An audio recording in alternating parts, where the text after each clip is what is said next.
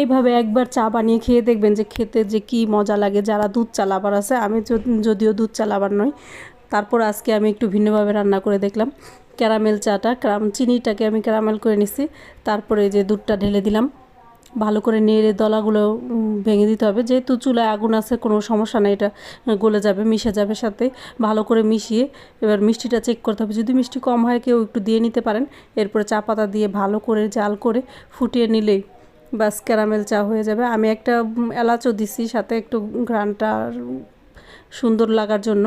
তো আমার এই তো চাটা হয়ে গেছে, মানে চা পাতি দেওয়ার আগে এটার কালারটা, চায়ের দুধ চায়ের মানে যে কালার চলে আসছে। তো চা পাতি দেওয়ার পরে তো একদম পুরো পারফেক্ট একটা কালার আসছে, আর খেতেও যে খুবই মজা। আমি খাই নাই কখনো ক্যারামেল চা, কারণ এই দুধ চাটাই আমার বেশি একটা পছন্দ না। তো আজকে আমি একটু বানায় নিলাম একটু ভিন্নতার জন্য। আর পাউরুটি, বনরুটি নিয়ে আসছিলাম, ওইটা দিয়ে এই চা দিয়ে খেয়ে নিলাম। কেমন হয়েছে জানাবেন।